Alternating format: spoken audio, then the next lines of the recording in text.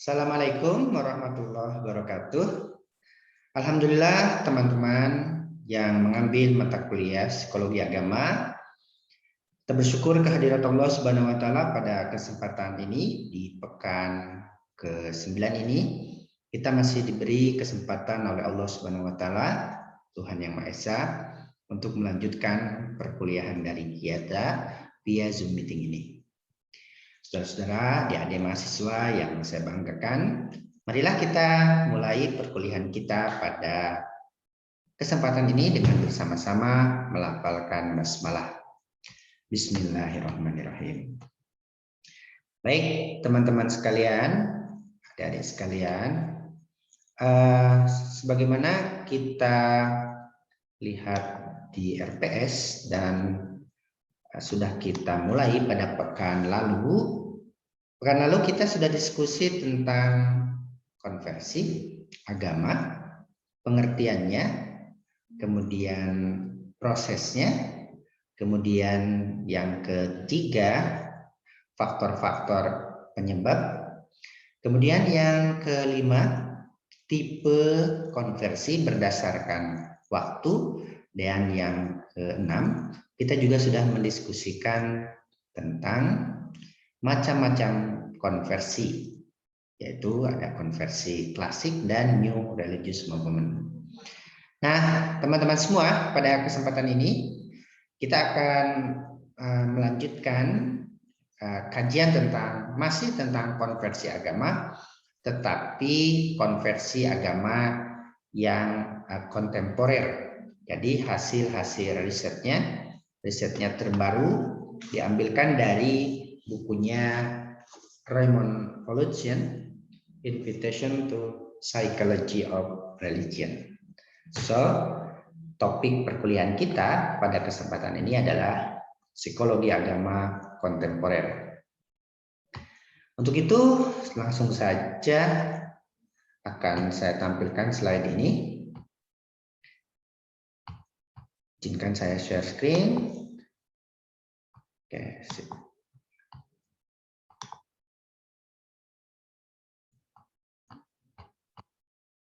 Oke.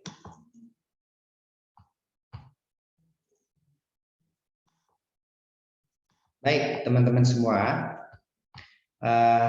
topik perkuliahan kita ini konversi agama kontemporer.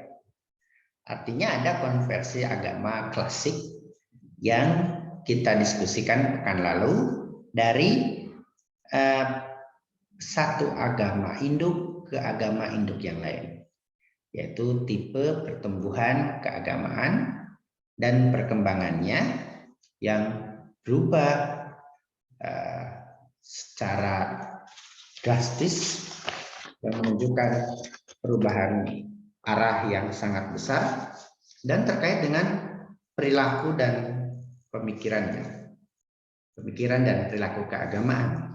Tetapi yang klasik ini dari satu agama induk ke agama induk lain, dari agama besar ke agama besar lainnya.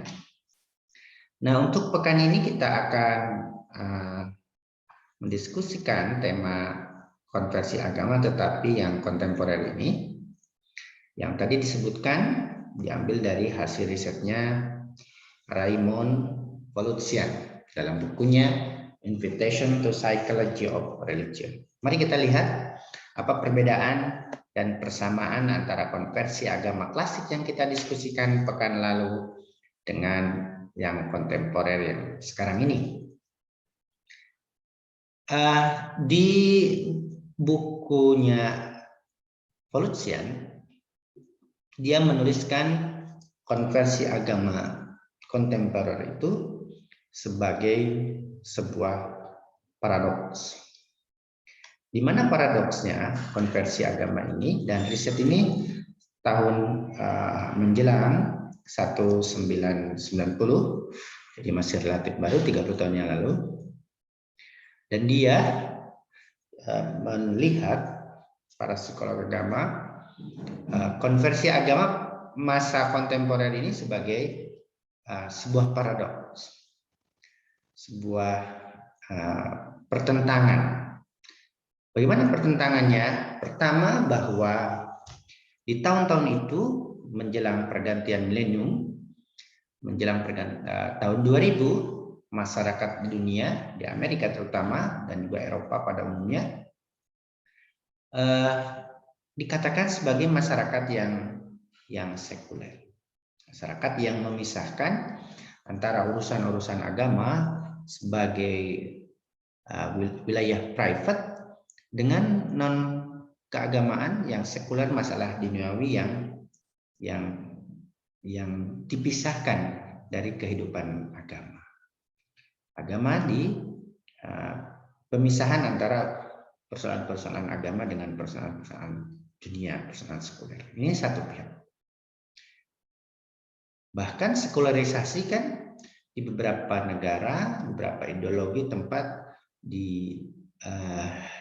dikedepankan untuk kemajuan umat manusia, untuk melepaskan manusia dari mitos-mitos keagamaan yang dianggap menghambat kemajuan. Itu dia. Satu sisi masyarakat mengalami sekularisasi, bahkan dalam to some extent di beberapa tempat disekulerkan. Tetapi riset Pollution menunjukkan di masyarakat yang sekuler itu terjadinya keumuman, kelaziman konversi. Di pihak lain begitu.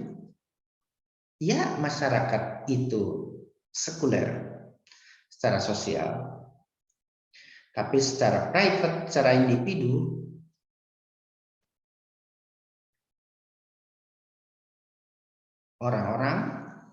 banyak orang lazim terjadi konversi agama, pertumbuhan dan perkembangan keagamaan yang berubah sangat besar dalam pemikiran dan perilaku. Jadi konversi agama sebuah fenomena, bukan sebuah kasus di masyarakat yang sekuler ini. Itulah yang dikatakan oleh Pollution, bahwa konversi agama yang ada di masa kontemporer ini, di dewasa ini, masa kontemporer ini, kata dia sebuah paradoks. Kok bisa masyarakat sekuler satu sisi, tapi mereka mengklaim mengalami konversi, mengalami perubahan perilaku ke arah yang lebih baik, dan itu perubahan yang sangat besar, dan dalam persoalan keagamaan. Nah, apa penelitian-penelitian yang telah dilakukan yang mendukung ini adalah di buku Pollution itu, ini dia. Oke, penelitian Princeton Religious Center tahun 1979. Luar biasa, angkanya tinggi sekali, bahwa 71% yang diwawancarai pernah mengalami perubahan kepercayaan. 71%. Oke. Jadi kalau di Amerika itu 300 juta, bisa dihitung. Hampir 200 jutaan kan orang mengalami perubahan besar, perubahan kepercayaan. Artinya 1/3 orang Amerika mengalami ini, New Age, kebangkitan spiritual.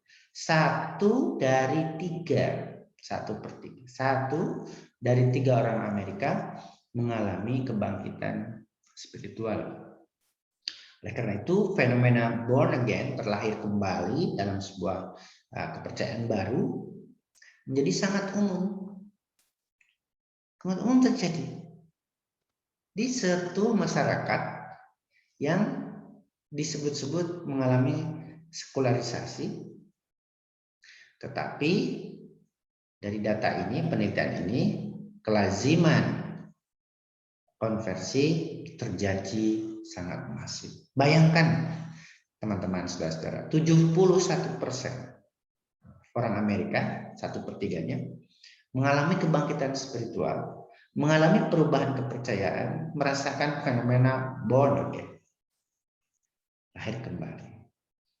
Bagaimana bisa? Padahal secara statistik di Amerika, kepercayaan atau keberagamaan orang Amerika, kita bisa tahu kalau tidak Kristen, ya Katolik. Nah, bagaimana perubahan 71% ini dijelaskan dalam riset itu. Nah, kembali mengulang tentang tipe konversi perspektif waktu, kawan-kawan ya. Ada kemarin yang sudden conversion, yang pollution kalau di bukunya Jalaluddin, yaitu konversi yang lebih banyak dikarenakan faktor afeksi, faktor emosi lebih dominan. Kemudian yang kedua ada konversi yang bertahap atau gradual conversion, adalah konversi yang calculation kalau di buku itu yang more intellectual type. Jadi konversi yang bertahap ini faktor emosi iya, faktor emosi, faktor afeksi iya, tetapi didialogkan, tetapi juga didominan, tetapi juga sang pelaku konversi juga memanfaatkan menggunakan potensi intelektual, kognisi, pengetahuan untuk melakukan konversi. Jadi melakukan understanding dulu, comprehension dulu, kemudian baru setelah dipahami, setelah direfleksikan secara kognitif, secara intelektual, maka seseorang melakukan konversi. Ini bertahap, pelan-pelan. Tidak seperti yang ini tiba-tiba. Kalau perubahan ini tiba-tiba berubah. Kalau yang ini pelan-pelan, menanjak, pelan dalam waktu itu. Kalau ini langsung shoot ke atas perubahannya gitu. Kalau yang ini pelan-pelan, yang gradual ini dipahami dulu, masuk di akal, oke. Didialogkan lagi, kemudian masuk tahap sini, kemudian barulah jika itu dianggap secara intelektual cocok, memberi ketenangan, secara afeksinya, secara intelektual masuk di akal, sinilah dia. Jadi gradual gitu, tidak seperti ini. Nah, ada lagi yang tipe konversi yang social learning ya. Kemarin sudah kita diskusikan yang melalui pembelajaran sosial itu lebih lama lagi. Religious socialization karena melalui pembelajaran yang sangat lama. Kemudian di situ afeksi ada, intelektual ada, sehingga lama sekali. Perubahannya lebih lama dari yang bertahap. Lama begitu menanjak, lama, dan begitulah prosesnya. Nah, itu dia tipe konversi yang sudah kita diskusikan kemarin dan akan kita lihat relevansinya dengan konversi agama di masa kontemporer ini. Karena itu kawan-kawan kita akan lihat perbandingan tipe konversi itu. Nah, dari tipe konversi yang 3 ini, yang sudden, yang gradual, sama social learning, mari kita lihat faktor intelektualnya, emosionalnya, dan pembelajarannya, kemudian tingkat kestabilannya, kayak mana, kemudian jumlah aktivitas keagamaannya kayak mana, kemudian kesimpulannya kayak mana. Dari 3 tipe konversi itu kamu sudah bisa menebak bahwa faktor intelektual lebih mendominasi tipe konversi yang gradual kan, konversi yang bertahap, yang gradual, yang bertahap. Ini yang bertahap ini kan, yang gradual. aja, yang gradual. Sedangkan yang faktor emosional yang menonjol itu terjadi pada tipe konversi yang tiba-tiba, yang sudden. Dan faktor pembelajaran terjadi pada tipe konversi yang social learning, yang religious socialization. Itu dia. Perbandingannya begitu. Faktor intelektual itu ada di tipe konversi yang gradual, kemudian yang faktor emosi emosi itu dominan di konversi yang bersifat sudden conversion, sedangkan pembelajaran melalui proses pembelajaran itu ada di tipe konversi yang social learning, yang religious socialization. Itu dia yang pertama. Yang kedua, tingkat kestabilan personalnya juga berbeda. Di tipe yang sudden, gradual, kemudian social learning, SL. Oke, ini ya.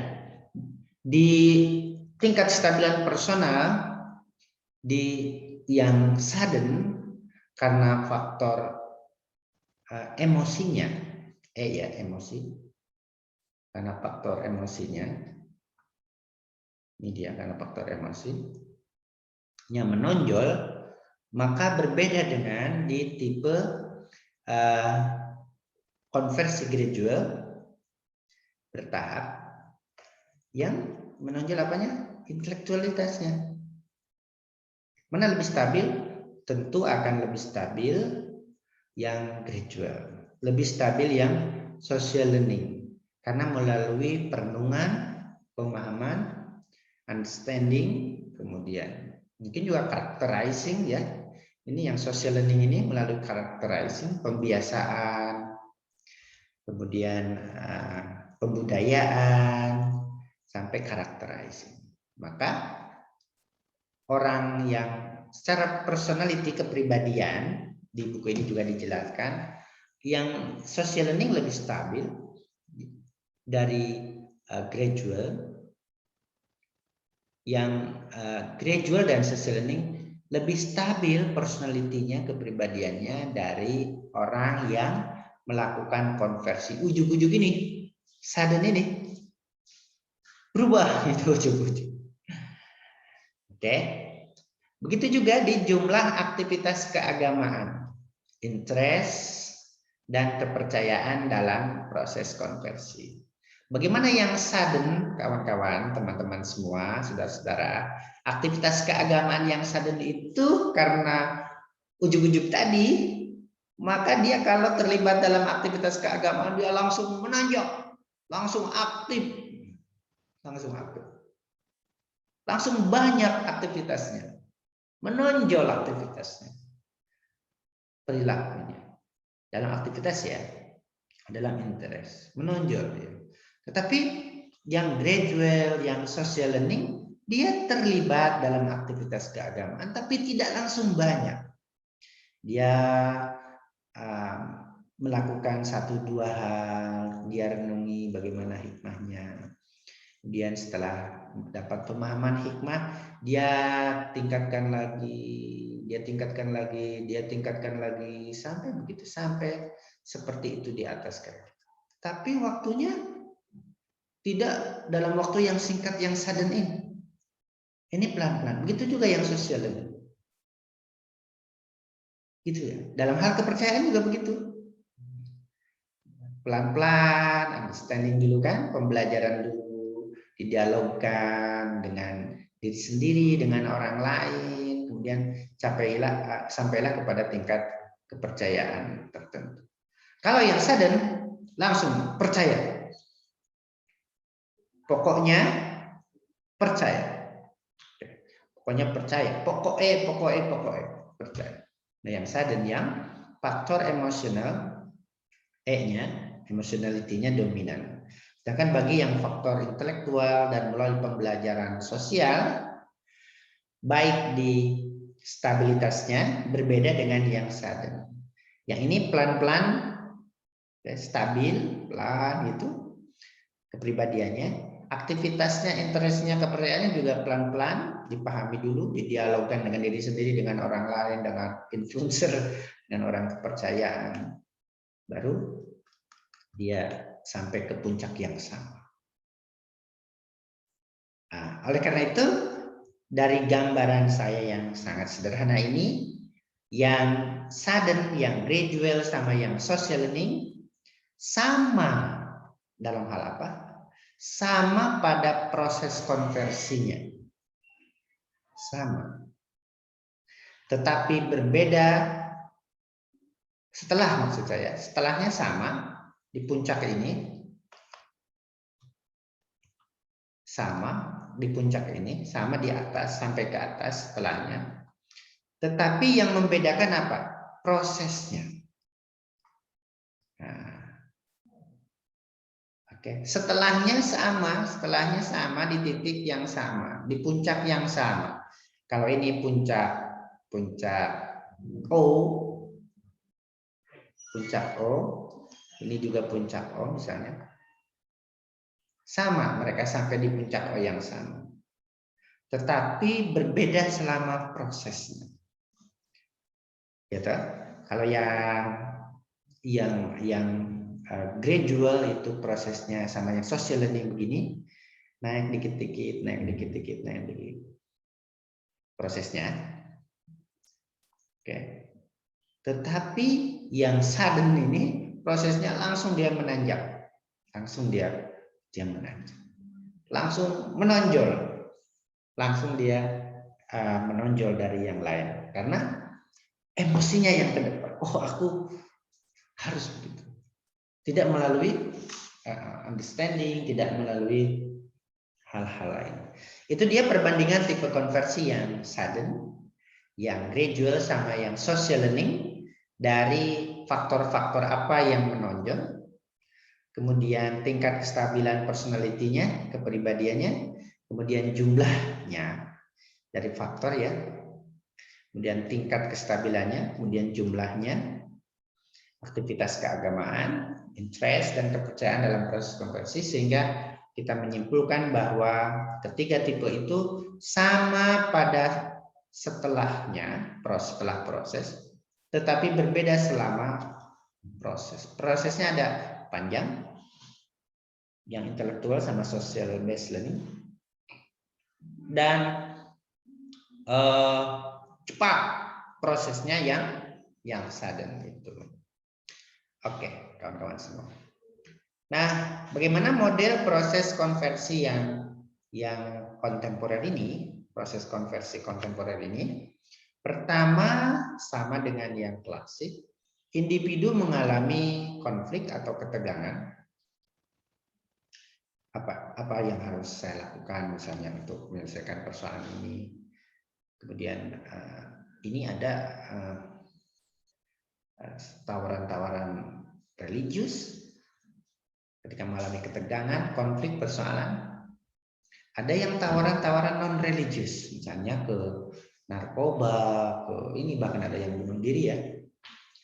Ketika individu mengalami ketegangan, mengalami konflik apa itu? Konflik intrapersonal yang pasti. Kemudian individu mengadopsi strategi yang bersifat religius. Nah, saya akan menyelesaikan persoalan ini dengan lebih dekat kepada Tuhan, misalnya. Dengan lebih memperbanyak sholat malam, misalnya kalau dalam konteks Islam. Lebih banyak baca Quran, misalnya. Itu strategi yang bersifat religius untuk menyelesaikan konfliknya itu. Oke, misalnya konflik apa? Misalnya persoalan broken home, misalnya ditinggalkan pasangan atau calon yang sebentar lagi menikah, sudah nyebar undangan misalnya, kemudian ketika itu terjadi, konflik itu terjadi, seseorang mengadopsi strategi yang bersifat religius. Oke, saya akan misalnya menyelesaikan masalah ini secara keagamaan. Nah, ketika agama tradisional yang induk itu tidak memecahkan masalah, sudah memutuskan strategi yang bersifat religius, kok misalnya dia orang tadi yang mengalami konflik tidak menemukan solusi problem solving di agama tradisional, maka individu tadi menjadi religious seeker, pencarian dia dalam persoalan pencarian. Oke, konflik ini dia diputuskan, diambil langkah-langkah strategi keagamaan, dan ketika agama tidak memecahkan masalah, maka dia menjadi seorang yang religius, ya, mencari dan mencari. Bisa jadi pencariannya itu melihat tradisi agama lain, ajaran agama lain, teologi agama lain, etika agama lain, atau aliran lain di dalam agamanya sendiri. Oke. Ketika menjadi religious seeker ini, ketemulah dia, si individu tadi, dengan new religion, dengan sebuah gerakan keagamaan. Apa gerakan keagamaan itu? Bisa sufism kota, sufism urban, ya, urban sufism, bisa gerakan misalnya tarikat sufi, bisa sekte-sekte, ya, kult ya, kelompok-kelompok kult, bisa kelompok lain. Nah, ketika menjadi religious seeker ini, kemudian bertemu dengan gerakan keagamaan yang dianggap bisa memecahkan masalah, tidak seperti agama tradisional ini, maka ia masuk ke grup tersebut dengan penuh kehangatan. Disambutnya dengan hangat, disediakan tempat tinggal, disediakan bahkan beberapa gerakan keagamaan ada mata pencaharian tertentu, bertani, bercocok tanam, itu yang bagus ya, yang tidak ada yang menanam ganja bisa.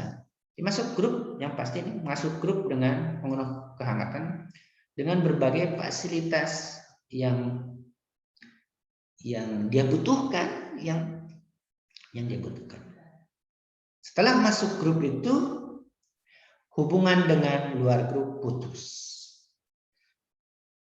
Si religious seeker tadi hanya bergaul, hanya bersosialisasi, hanya berdialog, hanya berdiskusi, hanya mendapat informasi tentang keagamaan, hanya melakukan pengajian kalau itu Muslim, hanya melakukan kebaktian kalau itu Kristen atau Katolik, dengan kelompoknya sendiri, dan hubungan dengan luar grup putus, bahkan dengan keluarganya putus. Kita sering kan mendengar berita di media, banyak orang tua yang mencari anaknya yang sudah tidak ada informasi, nomor HP-nya ganti, tetapi dapat kabar dari seseorang, informasi yang baik, bahwa dulu gabung dengan kelompok ini, setelah itu entah kemana. Memang karena aturannya, rule-nya, setelah disambut dengan penuh kehangatan, hubungan dengan luar harus putus. Nah, ketika hubungan dengan luar putus itu, terjadilah konversi total. Dia menjadi pengikut yang setia, penuh kehangatan dengan kelompoknya sendiri, tidak berdialog, tidak kontak dengan orang-orang sebelumnya yang tidak ada di kelompok itu. Itu model proses konversi yang kontemporer dalam risetnya Outhusian. Konteks Amerika juga. Oke. Dan kalau kita lihat juga terjadi ya di Indonesia seperti beberapa kasus yang lalu yang banyak direkrut orang-orang anak muda untuk masuk ke kelompok tertentu, untuk dijadikan laskar, untuk dijadikan dilatih militer kan. Hubungan dengan keluarganya di luar putus. Bahkan bisa jadi keluarganya itu orang tuanya malah dianggap orang yang sesat kan setelah masuk gerakan keagamaan ini, setelah konversi total ini. Jadi kalau keluarganya sesat, ya sudah tidak lagi menjadi keluarga keluarganya yang baru ini, yang grup baru ini. Yang disebut dengan keluarga itu yang seideologi, sepemahaman, yang di grup. Ini proses konversi yang terjadi di masa kontemporer dalam riset itu, dan kalau kita lihat kasus-kasus yang terjadi di Indonesia, di dekat kita masih relevan. Mereka masuk ke apa yang disebut dengan salah satu ya kultus ya, masuk cult. Apa itu cult? Secara doktrinal belief, agama apa saja yang ajarannya menyimpang dari ajaran ortodoks, dari ajaran mainstream, sekte. Dan destructive cult yang dianggap oleh pengkritiknya sebagai kelompok keagamaan yang secara radikal mengontrol dan mengubah perilaku anggotanya. Destructive cult ya, dan dianggap oleh pengkritiknya sebagai kelompok keagamaan yang secara radikal tadi mengontrol, membatasi, menutup dan mengubah kepribadian anggotanya. Setelah dikontrol, ditutup, diputus dengan hubungan dengan luarnya, kemudian kepribadian anggotanya dirubah dengan ideologi tertentu, karakter tertentu, dari bajunya yang khas, dari tampilan misalnya selendangnya yang khas, tutup kepalanya yang khas, kemudian penam jambang jenggot godek yang khas pula. Itu dia. Oke.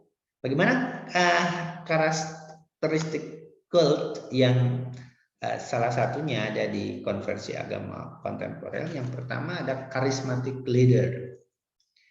Oke.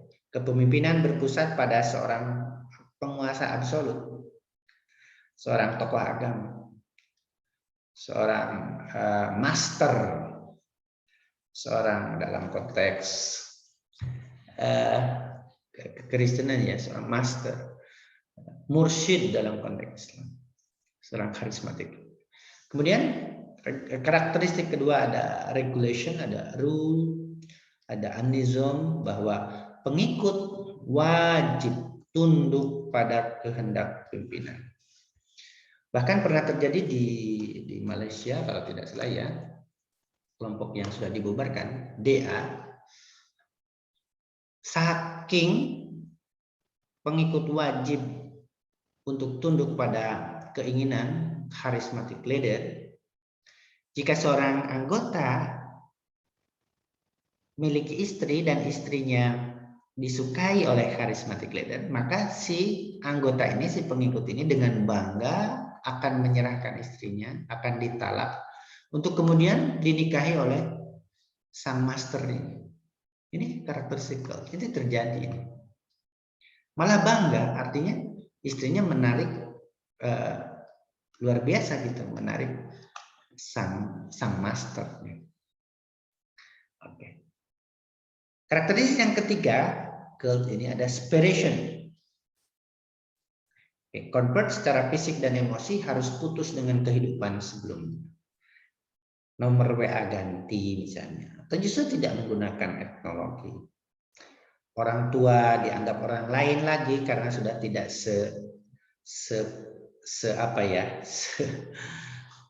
tidak sealiran, sepemahaman, seteologi, kepercayaan. Padahal dia sendiri yang yang melakukan itu.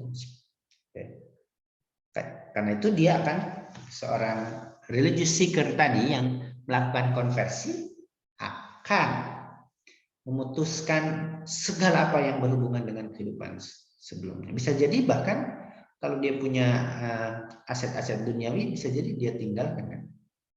Atau jadi diberikan nanti ke charismatic leader. Control of resources, karakteristik yang keempat. Sumber daya pengikut milik sang master, betul kan?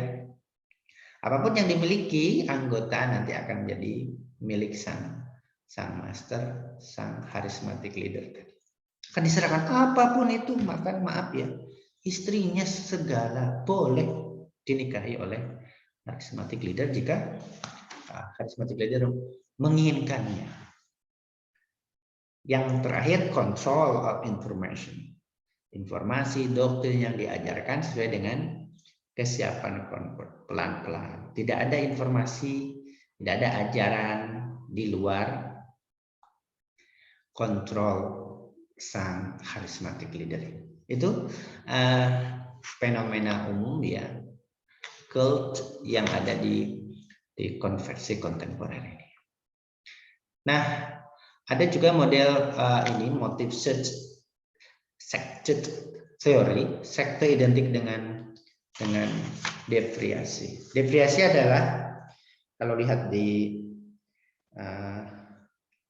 pengertiannya adalah perasaan yang timbul karena adanya pengalaman timpang, inequality dalam diri individu sebagai akibat adanya ketidaksesuaian antara harapan dengan kenyataan. Jadi ada konflik ya. Di situ dia. Deviasi yang terjadi di proses konversi kontemporer ini, yang pertama ada deviasi politik, ekonomi dulu, ekonomi ya, ada ketidaktimpangan, dan sekte ini menyediakan sumber ekonomi, sumber daya ekonomi. Begitupun sumber daya sosial, organismik, etik tertentu di situ disediakan, dan kejiwaan. Ini model motif sected theory yang banyak terjadi di Amerika. Baik, teman-teman, itu penjelasan singkat dari saya tentang konversi agama kontemporer. Pertama tadi saya menjelaskan tentang sebuah paradoks, hasil risetnya Paulusian, ya, sebuah paradoks keberagamaan, konversi agama di bahasa ini. Kemudian tipe konversi, yang kedua saya ulang. Kemudian yang ketiga, perbandingan yang mendasari tipe konversi. Yang keempat, model proses konversi. Yang kelima, pengertian cult dan karakteristiknya. Kemudian motif sected theory. Baik kawan-kawan, untuk melakukan evaluasinya, saya minta Anda secara berkelompok untuk menjawab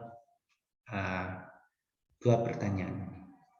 Yang pertama, setelah mempelajari penjelasan dan teori dari dua periode konversi tradisional dan klasik dan kontemporer, maka kita bisa melihat perbedaan dan persamaan.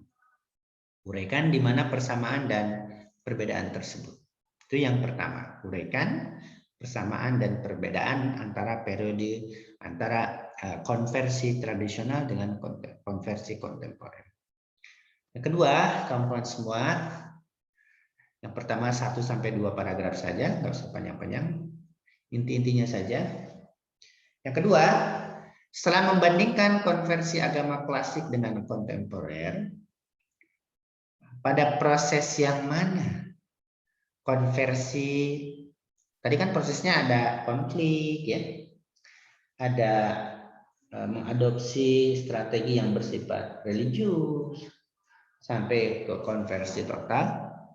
Pada proses mana konversi dikategorikan sebagai keberagamaan healthy minded, dan pada proses yang mana konversi dikategorikan sebagai keberagamaan.